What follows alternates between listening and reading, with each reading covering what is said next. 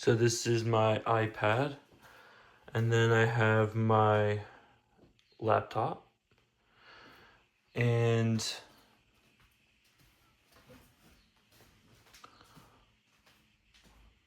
I have a hat and some sweetgrass I've been using as incense.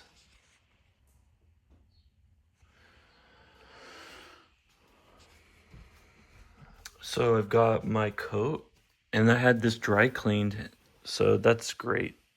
And the hood counted as a second piece, so I just left it like that. But I took the plastic off because I just like it to air out. Don't really love having plastic covering up stuff. So I've got my backpack with some pens and postcards I made myself, custom made at a 7-Eleven. And then I have my laptop case. I have my long sleeve shirt, short sleeve shirt, and my only pair of pants. This is a tenugui that a good friend of mine gave me in Japan. So that's a multi-use item, just like can be used as a bandana or a towel. This is the I paid like $70-$80 for this before my Mexico trip, and it is a toiletry bag with many pockets, and it's fantastic, and it fits perfectly within this backpack. So all of my toiletries will go into that, and including my electric razor. This is a sort of travel fanny pack that I use, but right now it's holding my spare glasses, which double as sunglasses. This is where I'll put my liquids when I'm traveling. This is some Trader Joe's oil, but really I could use olive oil, but I use it on my beard and as a lotion for my skin. Then I have basically like alcohol to spray like AirPods and headphones and even wounds. And then I have flossers that are made of cornstarch, so they're biodegradable. Then I have some hard drives. I have some scissors and a book I made, 2 books I made, and this is where I keep my essential documents like my passport and my birth certificate. And I have a beard comb. I have a piece of marble, salt crystal, holographic mushroom that I cut from a postcard. This is my wallet. This is a piece of Palo Santo. This is a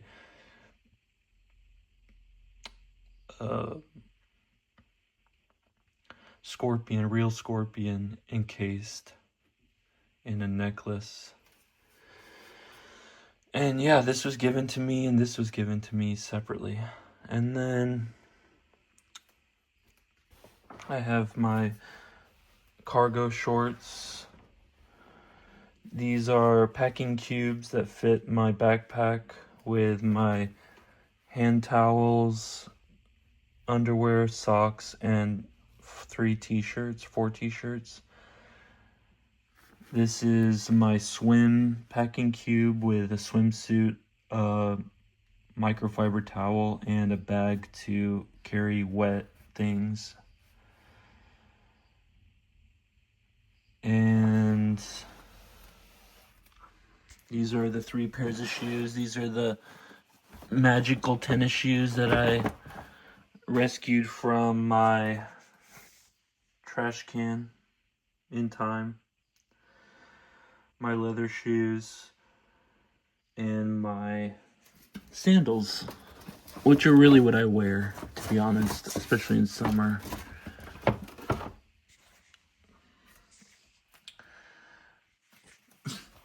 This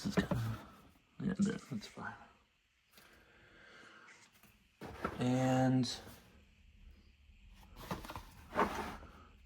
this is where I put laundry, but these are house shoes. So some things I'll of course leave behind. It's not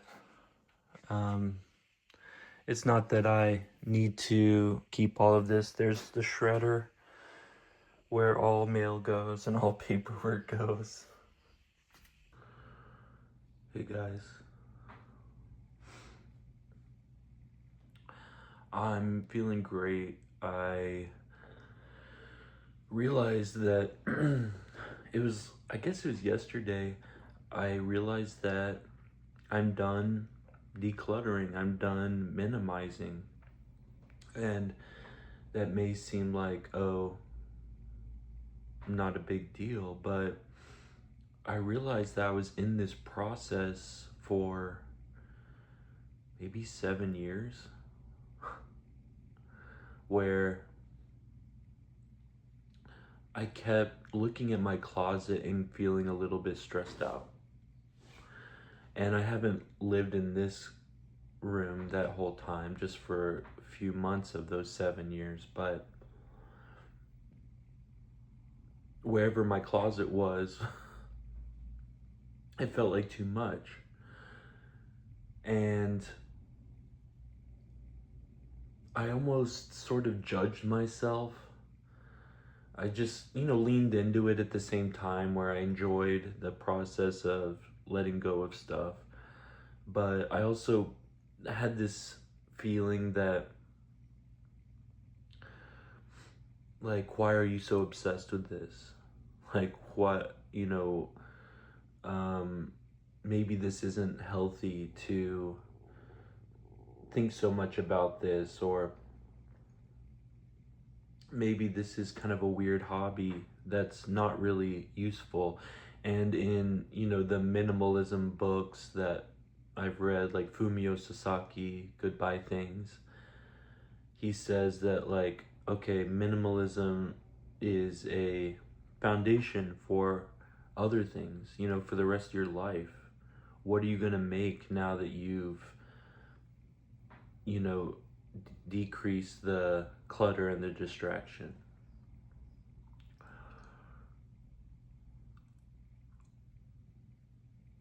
And that kind of made me feel bad because I'm like, I'm still stuck in the getting rid of situation, and it's been years, it's like,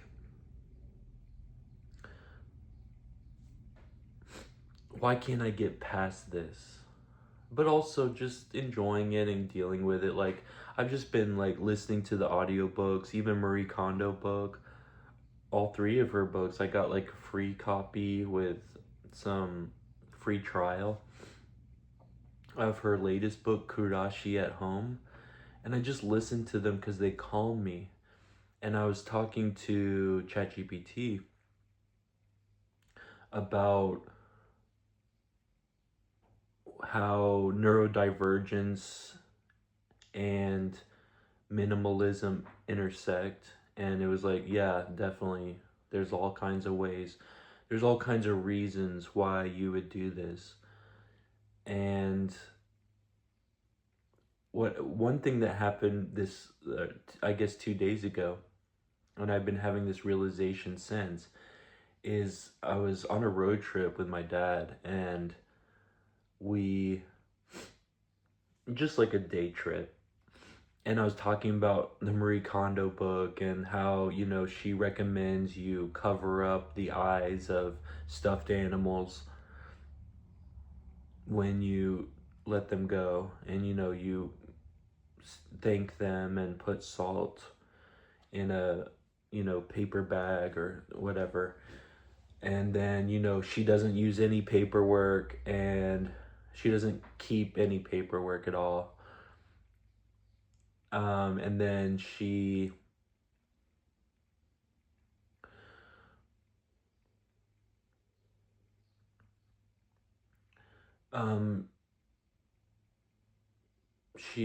like dries off the shampoo bottle and doesn't leave it in the shower. She like puts it away every time.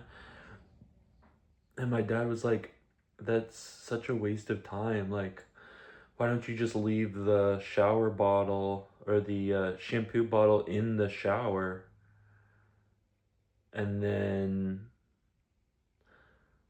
like it's just there and it dries itself, you know? And I was like, well, she's all about like Shinto and like cleanliness, and all objects deserve respect and all objects have an energy.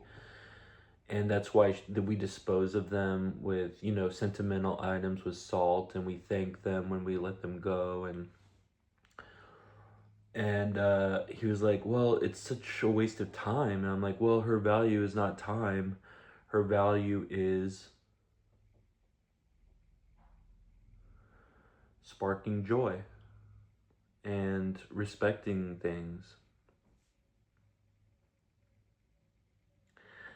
And he was like, well, you know what? I haven't worn socks in years. He just wears sandals everywhere. Or he wears shoes without socks. And he's like, I've got like 100 socks, 100 pairs of socks. And I was like, okay, cool. And he was like, also, I've got some hats. I've got like a whole hat collection, and I only wear like 7 of them. And I was like, okay, cool. And then, um, the next day after we got back, I was going through my stuff and I was making some deep cuts in this closet right here. And it was stuff like prescription scuba goggles. Like I have a different prescription for each eye, and I had done scuba diving. I had gotten my certification, and my partner and I, or at the time, helped me to buy secondhand scuba lenses, which were very expensive, but like very discounted. And then we put them in these scuba goggles, and it was a great experience. But that relationship has now is I no longer have it. So, and then I was on a ranch in Mexico, and I had bought these white boots that everyone always commented on. It became kind of like an iconic thing. It's like a vibe that I had where I wore these like white long rain boots to ride horses and all kinds of stuff. So, and I had this bottle, this metal bottle I'd bought at a secondhand store in Japan. Like all these like things that had lasted all this time, all this decluttering, you know, or all this letting go of stuff. And I realized I have a bottle with a filter on it, and you know, it's kind of takes up a lot of space and it's hard to clean. And also the outside of it has colorful a color combination that somebody in my life had told me, oh, it's the Blake flag. But that person kind of, we ended on bad terms a little bit, or awkwardly. So, I kind of had an association with certain people and certain situations. And so I was just kind of like, you know, I'm going to put it in a bag. And then right now, I have these 2 shirts, a coat, and this pair of pants.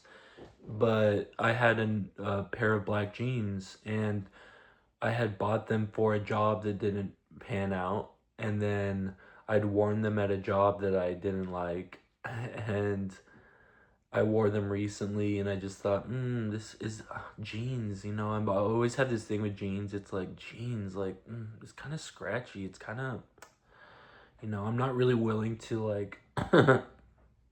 Sorry, excuse me. I'm not really willing to like work these in, so.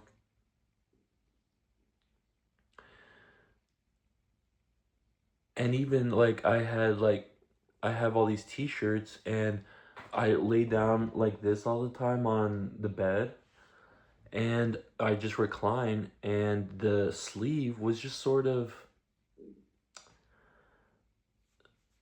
getting in the way. And also, a friend of mine was like, "Oh, you look cool with like cut off sleeves," and I was like, "Oh, I'm gonna cut off the sleeves of my t-shirts," you know. So I did that, obviously. Aliens too. So I had just like, and then these sort of like last items, because I was still looking in the closet. I'm just like, it's not done. It's not done. And I almost sort of like never really imagined what it would be like when it's done, which is one of the things Marie Kondo talks about at the beginning of every book she wrote.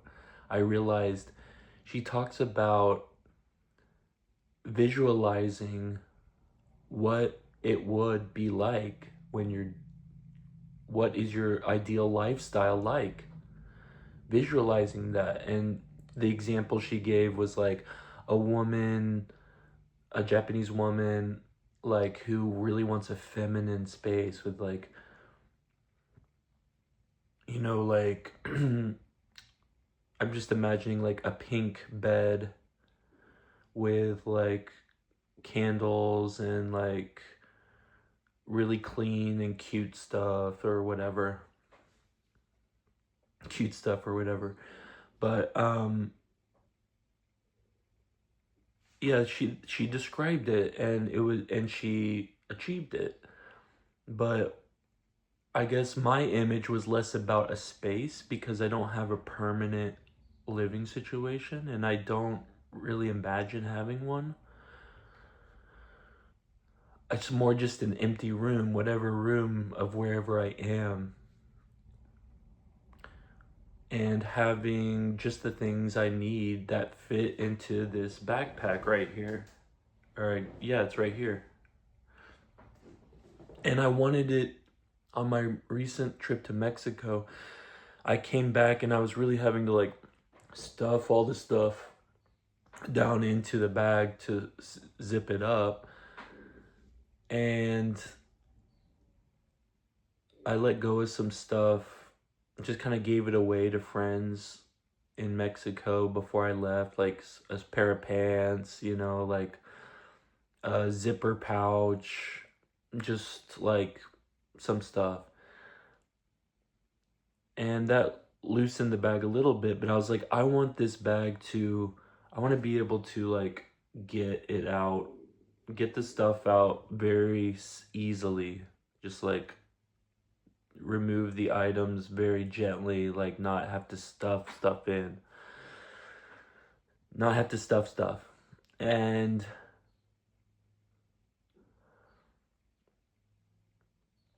that was really my image. I never thought of like, what do I want my house to look like? Because I don't have a house. But what I'm getting to is the feeling I've had the last day or so, and it's Sunday morning, and I still have this feeling of like, it's the first time I've ever felt this in my life. It's the first time after all of these years of being like, it's not enough, it's not enough. I look at this closet now and I think, I just feel this, it's enough. It's wild. I never,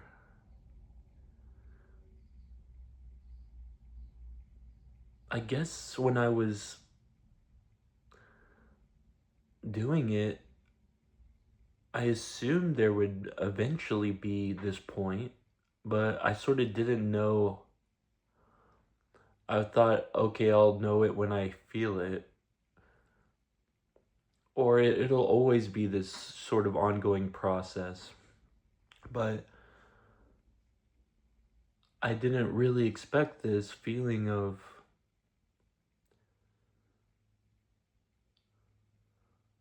sort of release of contentment, of um, satisfaction. And so yeah, one thing is just to encourage you, if you're in some process, that eventually it'll be done. Whatever it is you're doing, if you're writing a book, you'll publish it. But there's sort of a social commentary, I realized, or something about our culture, which is that,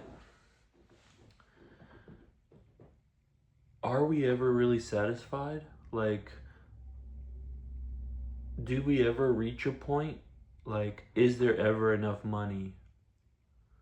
Like, I always thought, why is Carson Daly still hosting, is waking up at 3 a.m. to host the Good Morning America? You would think that he would have more than enough money right now. He's like on The Voice, he's hosting The Voice, he's hosting Good Morning America, he's been on TRL, all of this. Like, I see him like twice a day on TV if I watch TV. And then, of course, Elon Musk became a trillionaire. But, he's got these goals to like go to Mars, but he doesn't have to have personal wealth to pursue those goals. So it's just sort of like a byproduct of his status or something. So I feel like in our culture, I'm talking about American culture or maybe just capitalist culture in general, it's that we are always grasping at something that doesn't ever come, or we set goals for ourselves that are really ambiguous and have no end to them. And then it's really the struggle. It's kind of like you grow up and it's just like, just make good grades, make good grades. Or, be good at the sport, achieve at the sport or whatever. And then you graduate and it's kind of like, okay, now I have to think of something else. And we just make the job our new curriculum. And it's almost like we don't really can think about it. Like, I mean, no one set me on this curriculum. I set it on myself because I got such a it helped me, it calmed me just to listen to these audiobooks about minimalism and to consume a lot of decluttering content. About most of it was people with huge houses full of stuff that didn't really apply to me, but the clearing of the space was so satisfying to me, or the thought process behind it. And I was able to some extent, adapt those concepts to myself. But, there, all that minimalist, a lot of minimalists talk about the Stoic philosopher Epictetus and how he was drinking water from a bowl and he saw a child like cup the water with his hands, and he cast away the bowl and he was like, I don't need, I don't even need the bowl. A child has taught me better. But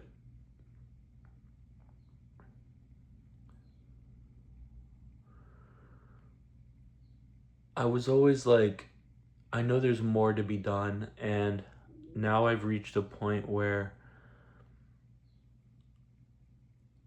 I don't see more to be done. There is an end point to this, and it's very satisfying, and I don't want to spend the rest of my life obsessing over this. I'm ready to grow, and I'm ready to, like Fumio Sasaki said, you know, now what do I build out of my life? Not with this foundation. Like, this was not a waste of time. This was me refining myself. And, you know, we have these attachments to objects and physical things, so many attachments, but this has helped me to let go of a lot of my fears, you know, like all of this, oh, I can use this just in case, blah, blah, blah. Like, okay, so I don't know if I finished the story about the socks, but I put all of those items like the bottle, the scuba goggles, the boots, the jeans, a bunch of stuff that I was like, whoa, this is really useful stuff, in the trash bag, and I put in the trash, and I put some tennis shoes too. And the trash was set to go out the next day after our road trip. So I went out at night and I tore open the trash bag and I got the tennis shoes back out because I was like, okay, I might use these. Like, I'm not gonna use the boots, but I'll use the tennis shoes, possibly. Not ready to let go of those yet. Because if I don't have any tennis shoes, right now I have 3 pairs of shoes: the tennis shoes, leather shoes, and sandals. And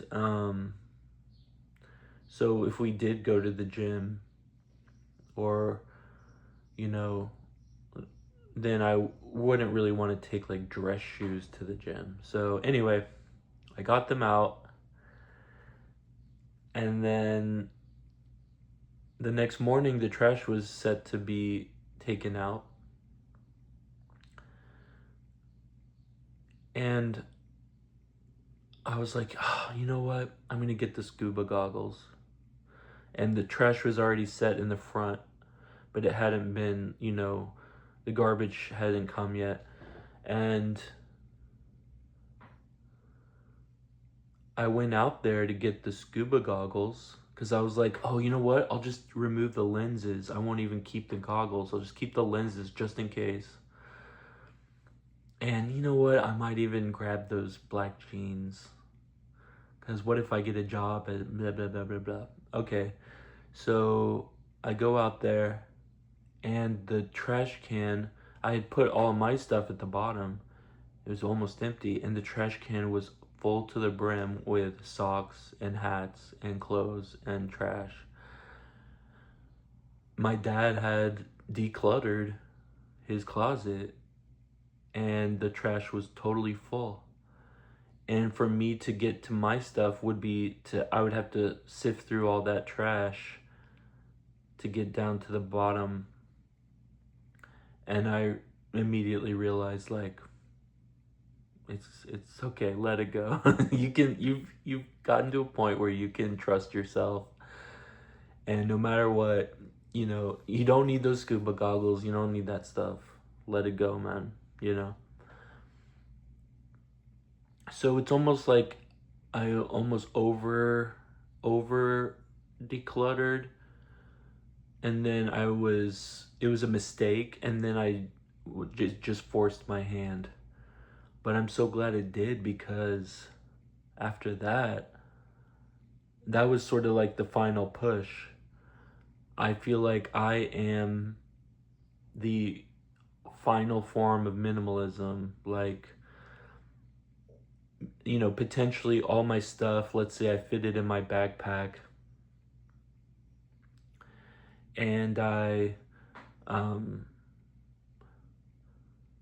lose my backpack. That won't be a more final form of minimalism, because I've just made choices, and only an accident could, you know, but everyone goes through that. Like, there's earthquakes, there's fires. Like, my brother and his family, their house burned down. You know, people have I was listening to the Minimalist podcast, which I haven't listened to in many years, but they were talking about um, black mold and bed bugs, and people lose everything. And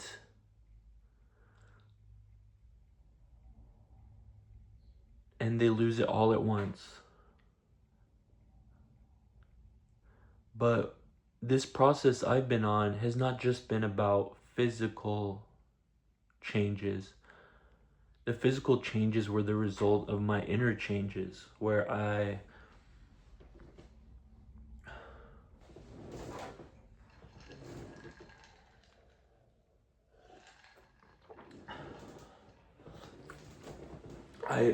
let go of.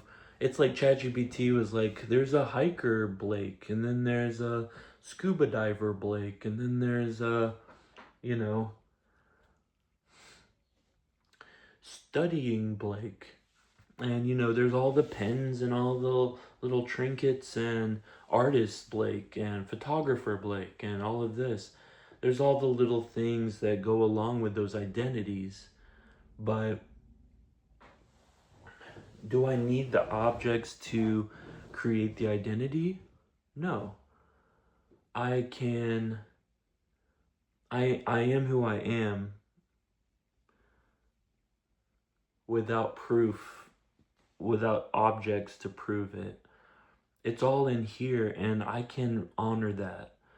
And I had an ayahuasca journey in Mexico.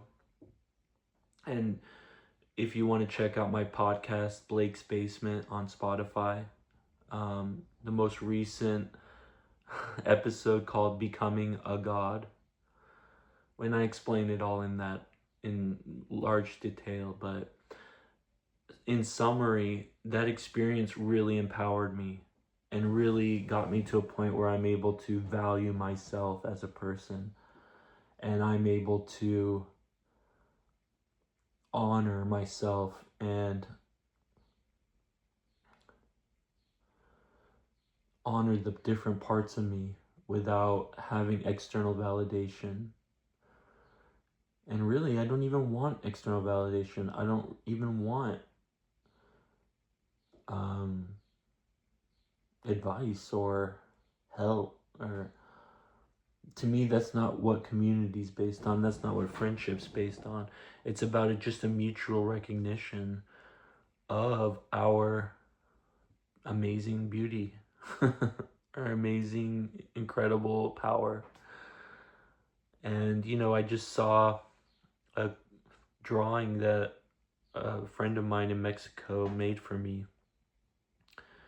It's beautiful, and it says on there, I know my power. And that's what, and I don't remember all the things I said, but that message came across.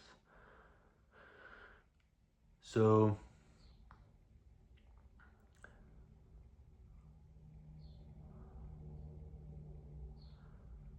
it really feels amazing. And if you're only going to have one jacket, make sure you love it. Like, I love this jacket. It's a Carhartt canvas jacket. I got it at a vintage store in Japan. Cool, right? And then way oversized gray shirt, 4XL. That's comfortable for me. I like oversized clothing. And then these are like balloon pants, brown balloon pants. These are the only collared shirts I have, and then the rest are t-shirts. This is the only pair of pants I have, and I have 2 pairs of shorts. One is like comfy home shorts, and one is like outdoor shorts with like cargo. And then I have 2 pairs of socks, underwear, and I have 3 pairs of socks, but one of them has a hole in them. And one of them is made of wool, so it's more like a winter situation, but I could wear them anytime. but I don't wear socks that often. So, you know, I've got those sandals, and the sandals fit in the front pocket of this backpack. And then on the plane, I can wear this coat and my other pair of shoes, whether it's tennis shoes or those leather shoes that I end up taking with me, probably the leather shoes. And then I've got everything I need. Like, I've got some documents in a folder. I have a laptop, I have an iPad, I have an iPhone. But those are all 11-inch and they just fit in the laptop folder. And I have a toiletries bag. Maybe I'll just show you. I don't. Oh. And yeah. So that's it. Here's something my mom cross-stitched for me. Or she thought it was for me, but it says 1980, so it might have been for my brother or something. But it's a Henry David Thoreau poem. If a man does not keep pace with his companions, perhaps it is because he hears a different drummer. Let him step to the music he hears, however measured or however far away. So that's beautiful, and she thought that that reflected me. And yeah, I mean, I'm a little different, you know? So, and yeah, I sleep naked. I don't have pajamas. If I move to a climate that's winter, which I don't really plan on it, I guess I'll have to probably buy some sweatpants or something. But right now, I'm not really planning it because when I went to Mexico, it was just so nice. So anyway, thank you for listening to my story, and I feel great. I'm in a really great place right now in my life because of just how inspired I feel and how self-assured and self-confident I feel. And I wish the same for all of you. And, if you're in the middle of a long task, just know that one day you will complete it.